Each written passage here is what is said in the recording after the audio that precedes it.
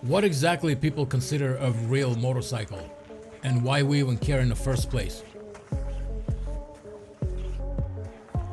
For me, Can-Am Ryker exists somewhere in the middle ground. 2 wheels up front, 1 wheel in the back. It's different, but it's not pretending to be something else. And I didn't expect to connect with it the way I did. But I did. And that's really what this video is all about. Not a review, not specs, not horsepower. This is about whether it actually makes sense to own one even if you already ride a motorcycle. Because I do.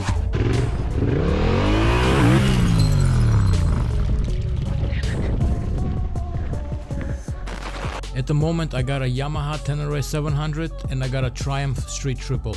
And I've been riding for probably 3.5 years, maybe a little more. And now we also have a Ryker. We got it for my wife and I didn't really think that I would like it.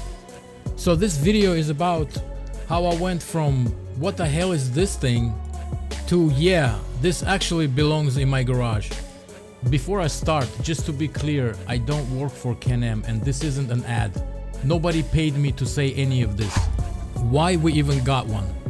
Like I said, we didn't buy the Ryker for me, we bought it for my wife.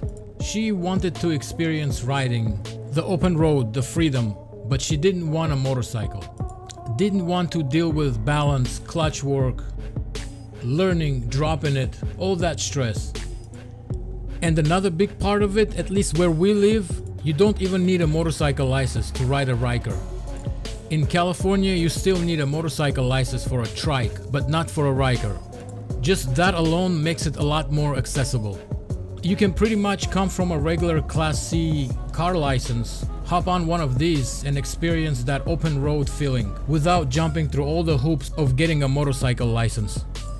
That mattered for her, and honestly it probably matters for a lot of people. And I get it.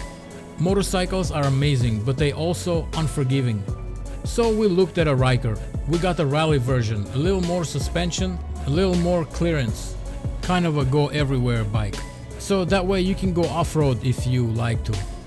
And at first I didn't really take it seriously. I thought, yeah, okay, it's like a toy, a weird 3-wheel thing pretending to be a motorcycle. I was wrong. First impressions. Let's be honest, it doesn't lean like a bike. You can't carve corners the same way. You can't lane split or lane filter. So right away your ego starts talking. You think, yeah, this ain't it. It feels a little like a snowmobile on asphalt or a go-kart that accidentally got a license plate. And if you're a motorcycle rider, the part that it has 3 wheels messes with your head a little bit. Because motorcycles train you to lean, to trust balance, to dance with physics. And this thing, it just goes. And at first that feels wrong. What changed my mind? Here is where it flipped. The Ryker is stupid easy. No clutch, no balancing at stops. No dance at red lights, trying to figure out which foot you should put on the ground, left or right. You just go. Running errands, hop on, helmet on, done. On the motorcycles, feels like there's always a process. Boots, gloves, jacket, helmet, locking things up, thinking ahead. On a Ryker, it feels closer to hopping in a car, but still feels open, still fun. It still feels like you're part of the environment, just with way less effort. And before I get into why it won me over, I should probably say this. There are different versions of the Ryker.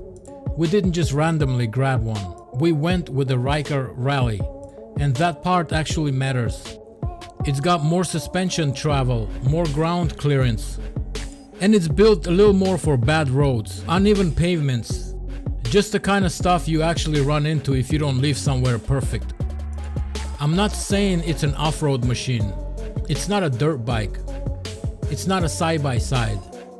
But it can leave pavement without immediately feeling like you made a bad choice. Weather and road conditions. This one actually surprised me. Cold days, wet roads, leaves, gravel, crap on the road, the Ryker just doesn't care as much. Where motorcycle just makes you tense, the Ryker just rolls through it. Like, relax, I got this. In the winter especially, it turns riding from a chore back into something enjoyable.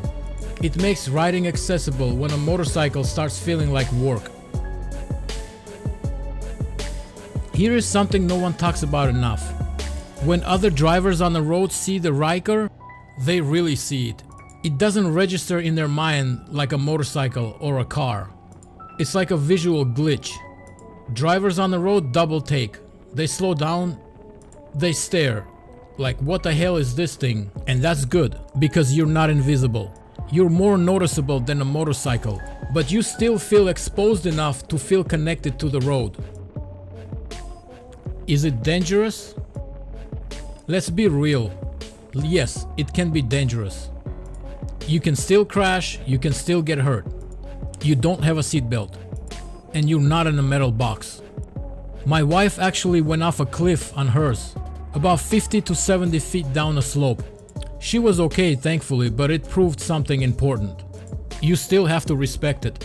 It's not a toy. But it does have its positives. You can't tip it over at a stop.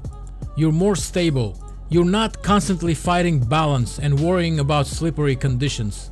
It gives you more margin of error, and that matters a lot. The Ryker still gives you wind, exposure, movement, engagement, just without the constant tension. It's fun in a different way, and honestly, it makes riding more accessible, especially for people who would never touch a motorcycle. I still love motorcycles. I probably always will. But the Ryker Rally earned its spot by being something different. Not better, not worse, just useful in a way I didn't expect. That's probably why it belongs in my garage. If you ride, you will probably get it. And if you don't ride, this might be the thing that makes you want to.